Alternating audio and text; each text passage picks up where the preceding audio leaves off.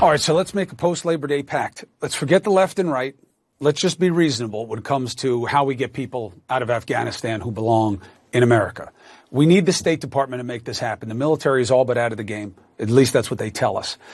The State Department saying they help facilitate the departure of 4 American citizens via an overland route, meaning traveling by land to a third country, is great. An official tells us our embassy greeted the Americans as they crossed the border into the third country. The question is it true? Because we have to have the Department of State more involved, and we're hearing so much reporting from the ground that they're not getting it right. Republicans involved in the rescue effort, like my next guest, are telling a different story.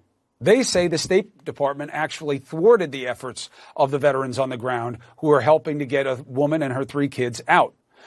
Army combat veteran Cory Mills joins me now from a bordering country with Afghanistan. We should note Mills is also a Florida congressional candidate and a Republican. Now, they're going to think I'm kind of blurring your face and kind of not, Cory. This is just the lighting. You're backlit. It's fine.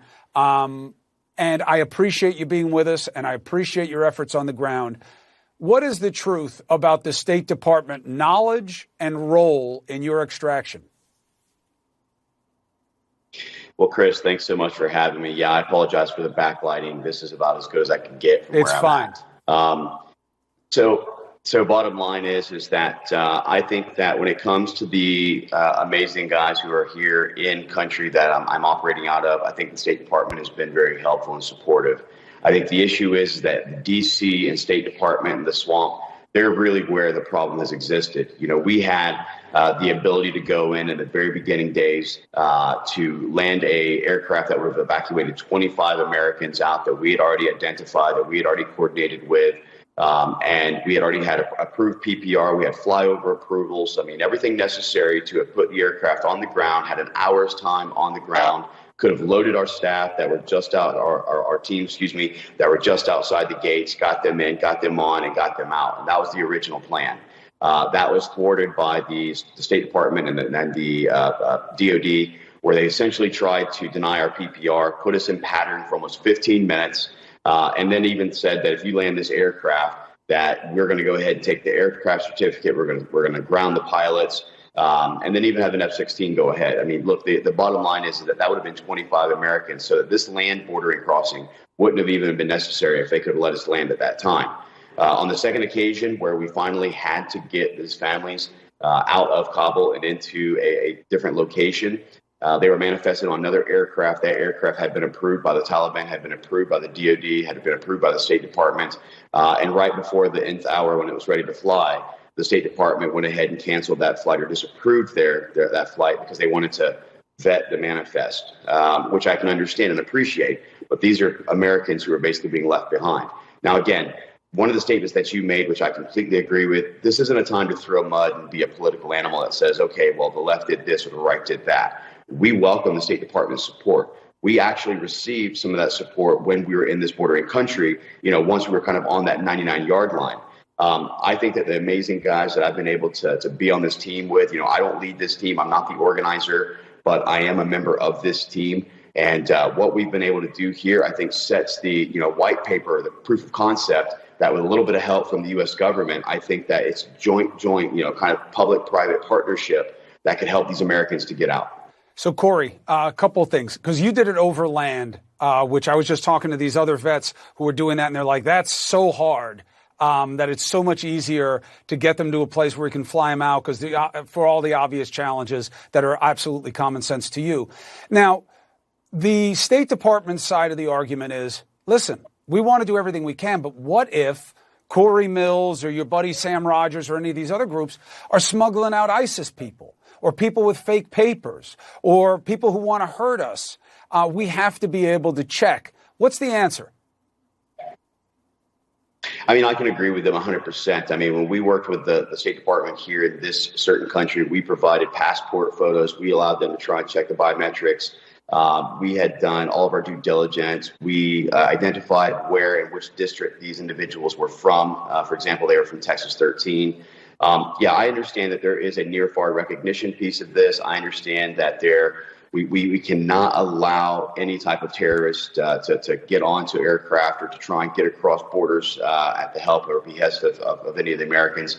But I do think there's an answer. There is a validation. There is a verification point, which we can all, kind of come to an agreement on. And so, I don't want that to be kind of, the devil's in the details, obviously, but I don't want that to be the thing that prevents us from saving Americans and keeping them in harm's way, when I think that's a relatively easy way for us to go ahead and gather necessary documents and then allow them to vet as we're moving them across the land.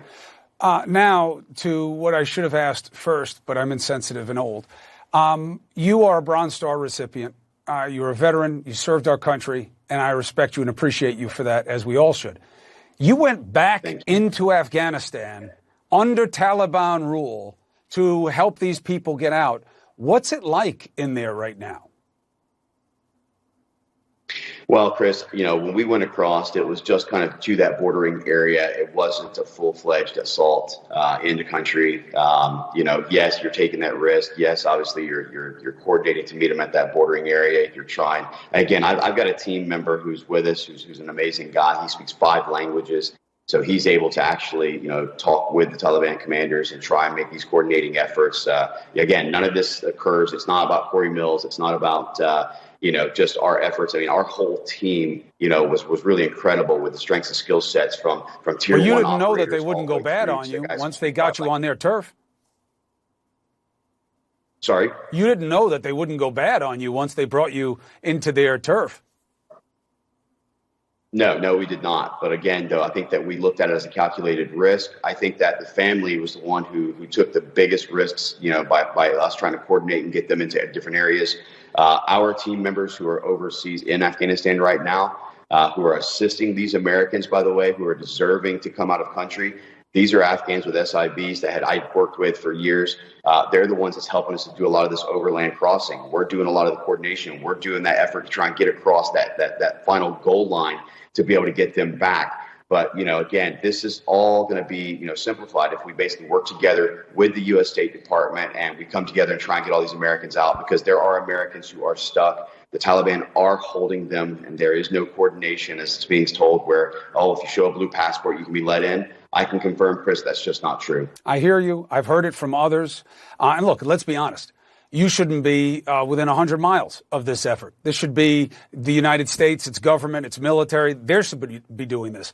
I mean, when the history is written of all this, we've never seen anything like this before, where veterans are working with people stateside and other allies to get people out of a country because the United States officially left.